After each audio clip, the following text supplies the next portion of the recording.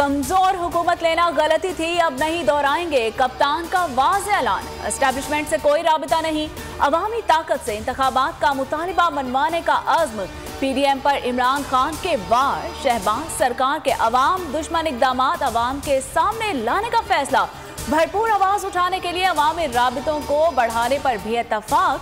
कहां परवेज़ इलाही पर यकीन है, वक्त आने पर असेंबली तोड़ देंगे। अच्छा खिलाड़ी वही होता है जो हर बॉल ना खेले।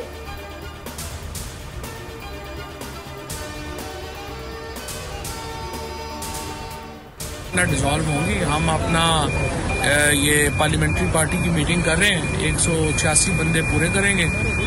इस वक्त 187 है हमारे पास इंशाल्लाह स्पीकर के अलावा, तो 187 बंदे पूरे करके अगले दिन एतमाद का वोट होगा और उसके बाद असेंबलियां हर सूरत तहलील होंगी। जल्द पार्लिमानी पार्टी का इजलास बुला रहे हैं। फवाद चौधरी कहते हैं एतमाद का वोट लेने के लिए हमारे नंबर पूरे हैं, 187 अरकान की हिमायत हासिल है।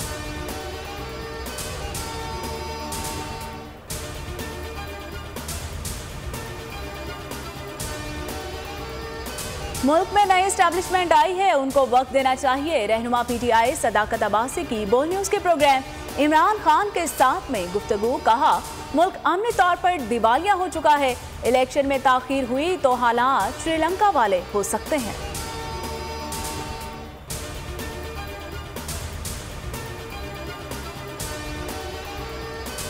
स्पीकर पंजाब असेंबली सफ्तार खान कहते हैं हर आने वाला दिन मुल्क के लिए मुश्किलात में इजाफा करेगा। अवाम समझ चुके हैं इमरान खान इनकी जंग लड़ रहे हैं। बोल न्यूज़ के प्रोग्राम तब्दीली में गुफ्तगू करते हुए कहा कि PTI वोटिंग के दिन बाइकआउट नहीं करेगी, अपने खिलाफ अदम एतमाद की तहरीक को नाकाम बनाएंगे।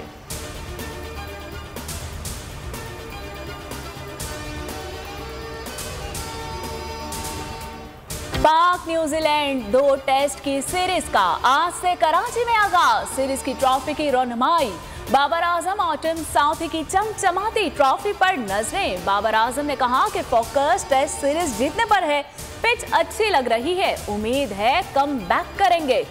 टिम साउथी बोले कि पाकिस्तान मुश्किल हरीफ है, अच्छा खेलने की पूरी कोशिश करेंगे।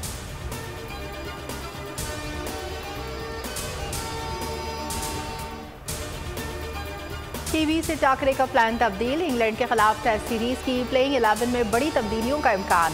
मीर हमजा का डेब्यू और हसन अली की वापसी, बैटिंग ऑर्डर भी तब्दील करने का फैसला। सरफराज अहमद विकेटों के पीछे नजर आएंगे।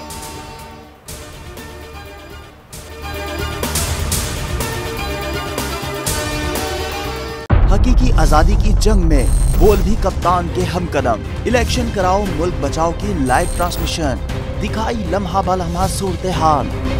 रील और रेटिंग में भी बोल न्यूज रहा नंबर 1।